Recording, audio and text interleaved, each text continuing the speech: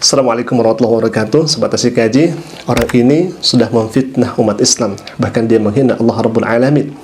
Apakah umat Islam akan tinggal diam saja ketika umat Islam sendiri difitnah, kemudian Allah dihinakan? Waliyauzubillah.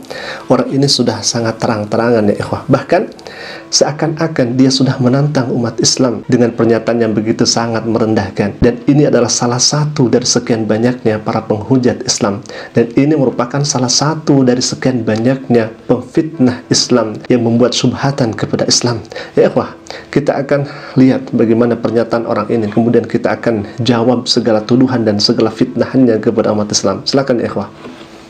Semua Islam itu diajarin berdusta, jadi dia tidak akan berani berkata jujur. Ya, itu saya sudah maklum, sudah mafhum. Ya, bahasanya sudah mafhum, sudah maklum. Baik, ikhwafillah. Pertama, dia katakan semua umat Islam diajarkan dusta. Jadi dia sudah mafhum, dia sudah maklum bahwa umat Islam tidak akan berkata jujur. Waliyauzubillah. Ini merupakan fitnah yang sangat keji, ini merupakan fitnah yang sangat nyata. Bayangkan, apakah umat Islam akan tinggal diam saja? Apakah umat Islam kemudian akan melihat orang ini memfitnah umat Islam saja? Kemudian kita dalam hati tidak rela dan tidak ridha, kemudian orang ini akan terus mengulangi lagi pernyataan seperti itu? Ya Alhamdulillah, seakan-akan sekali lagi orang ini sudah menantang umat Islam untuk membuktikan bagaimana, apakah betul umat Islam diajarkan berdusta, kemudian umat Islam tidak diajarkan jujur. Baik ikhwah, itu yang pertama. Kita akan lihat ke poin kedua, silakan. Allah tidak rugi, ya karena Allah saya sekarang bukan batu. Kalau dulu Allahnya batu, ya saya rugilah. Sekarang Allah saya manusia, tidak akan saya rugi. Yang rugi itu Allah batu, kehilangan satu penggemar.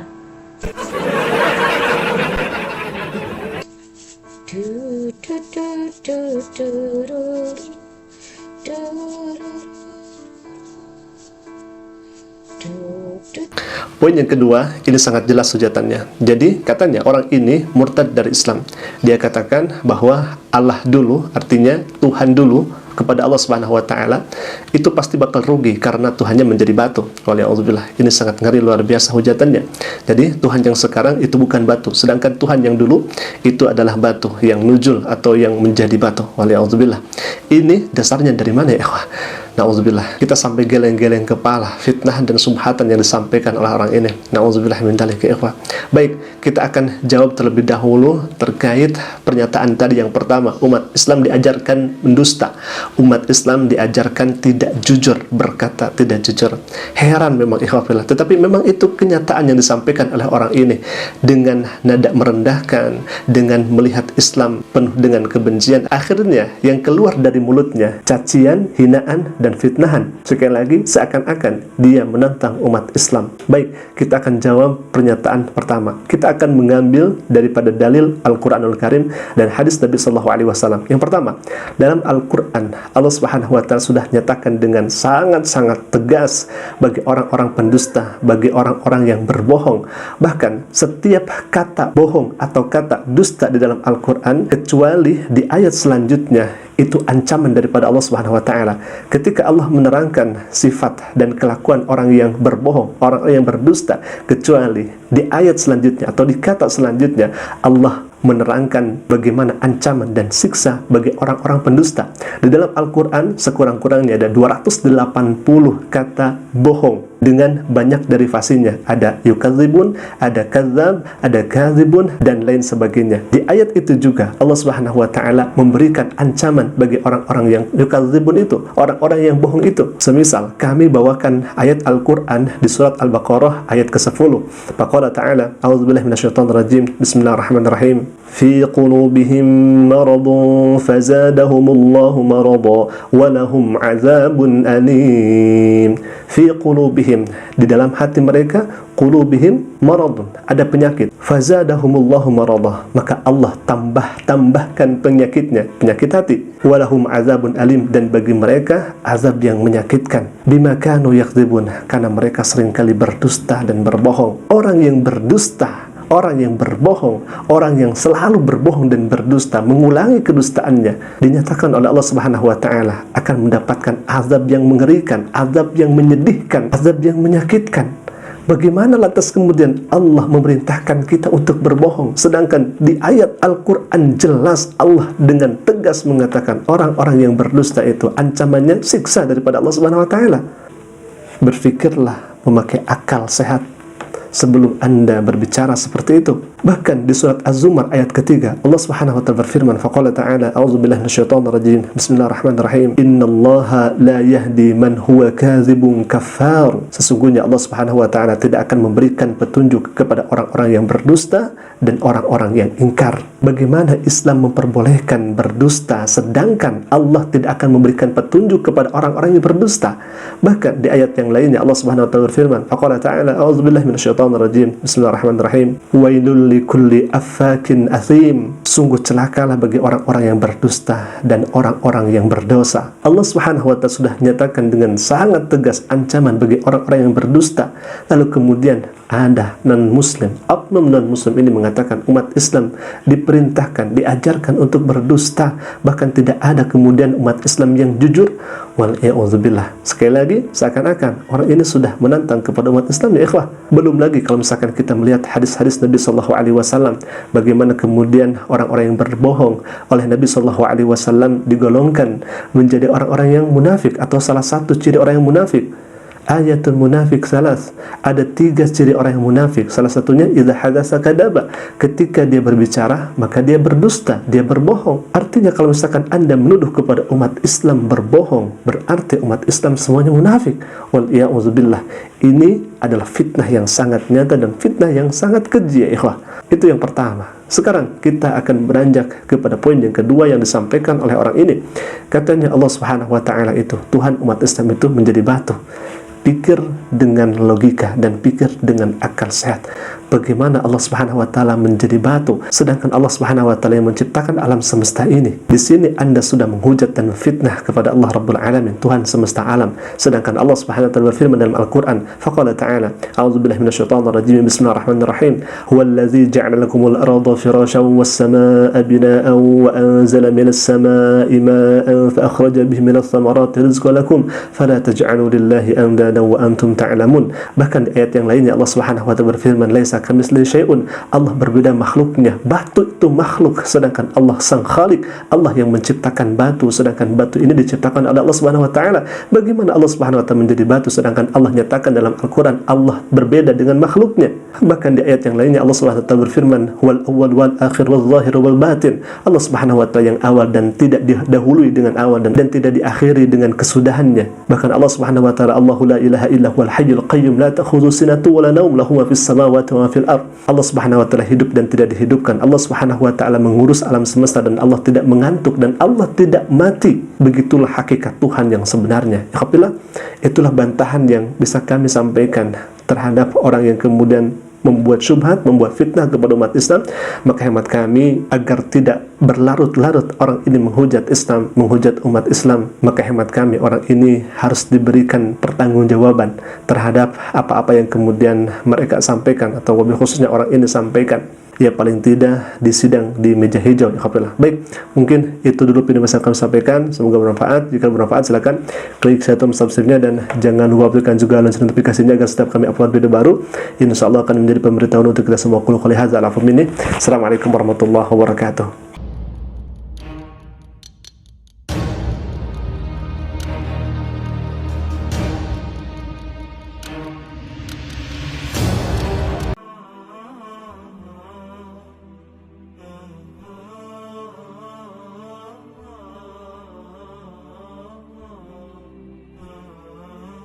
The same God, Yes. we all praying to peace, so we can all pray together. Yeah. We're praying to the same God, so I think it's no problem.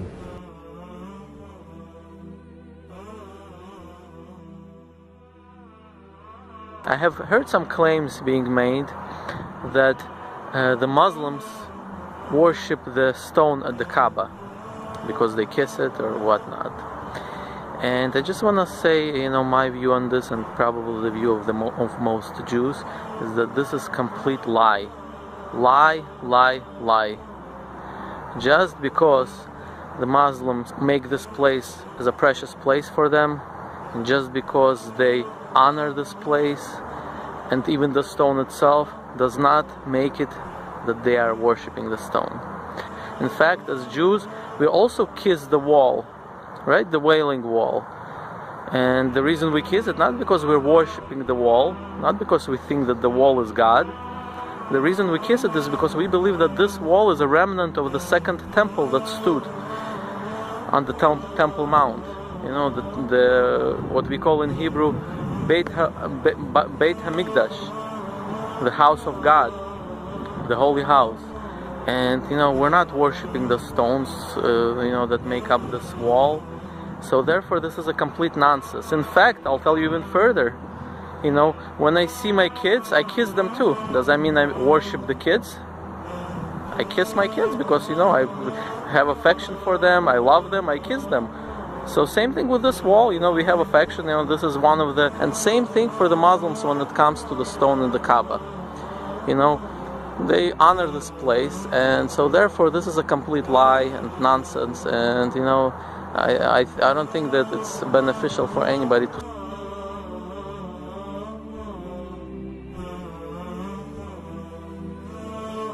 Just comes out on Sunday morning.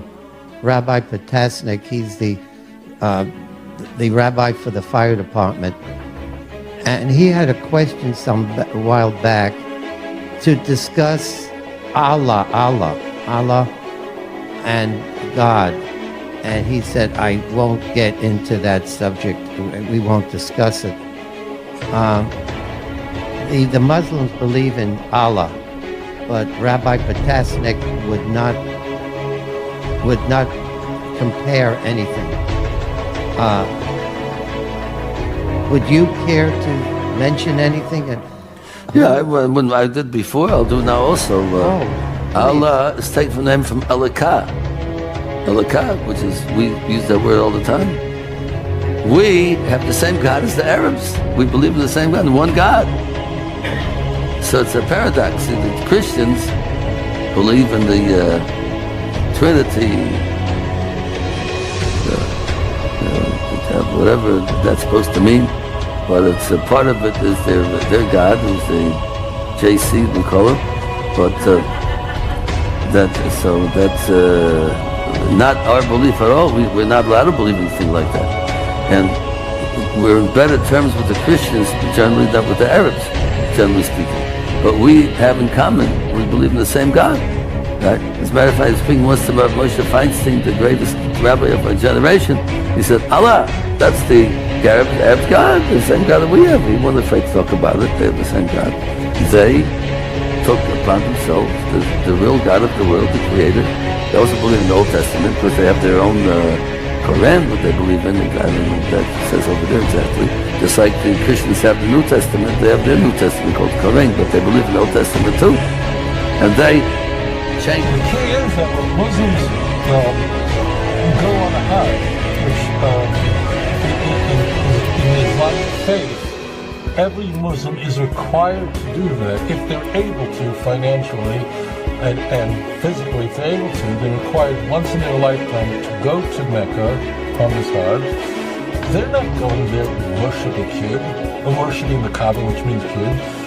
They are worshiping one God, and they are shouting the name La ilaha illallah.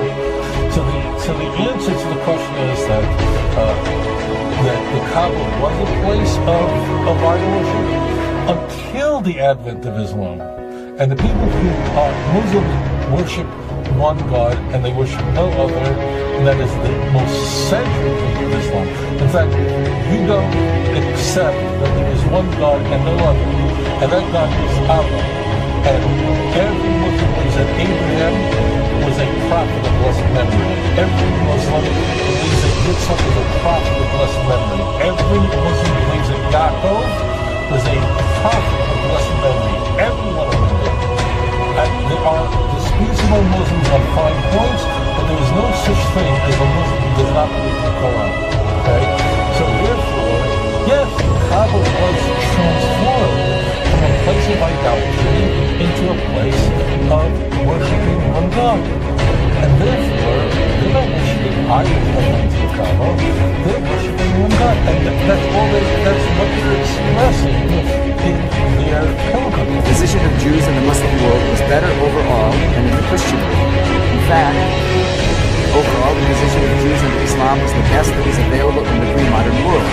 The truth of the matter is that Jews and Muslims always had a lot in common in terms of religion, culture, the spirit, and civilization. It would benefit both communities to learn more about one another and work toward pooling our resources and experiences so we can build a better world for ourselves and for the larger communities in which we live.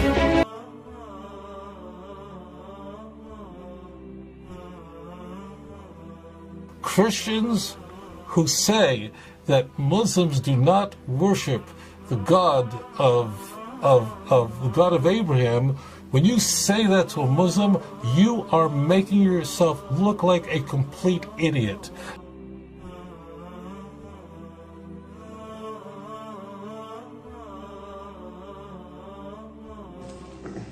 So when talking about a common heritage, in our Jewish literature, we are taught that there is such a thing as a common faith, a fundamental religion which all men are born into.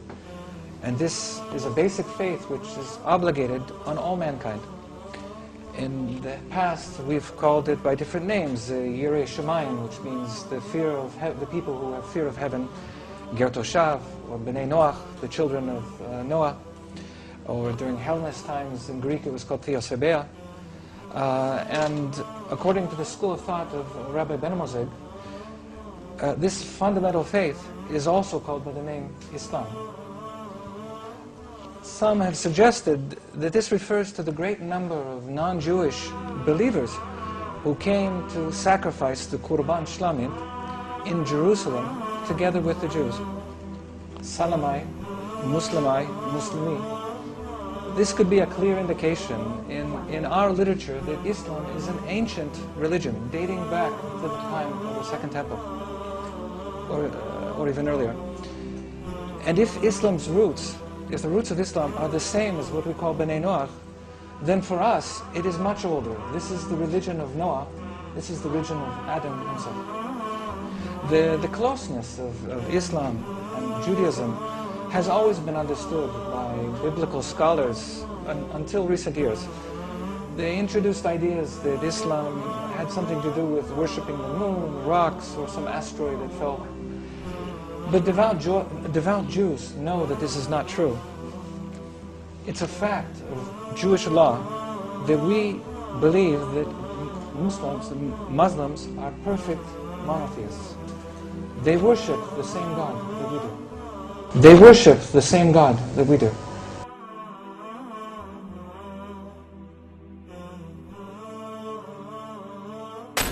Le seul peuple au monde, la seule ethnie au monde qui sert le même Dieu que nous, le Dieu d'Abraham, Dieu unique, éternel, n'ayant ni femme, ni fils, ni petit-fils, ni Saint-Esprit,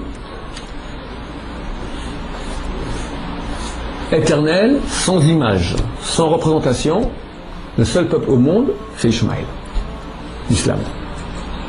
Tous les autres ont une représentation, ou pas de Dieu du tout, ou plusieurs. Le seul qui sert le même Dieu que nous, le Dieu unique sans forme, elle, c'est eux. We have the same God as the Arabs. We believe in the same God, one God. So it's a paradox. See, the Christians believe in the Trinity,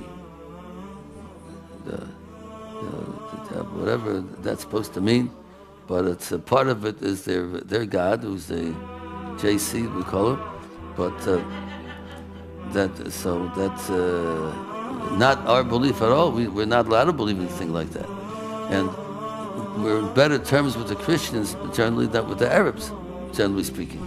But we have in common, we believe in the same God. Right? As a matter of fact, I was speaking once to Moshe Feinstein, the greatest rabbi of our generation. He said, Allah, that's the Arabs' God, the same God that we have. He wasn't afraid to talk about it. They have the same God.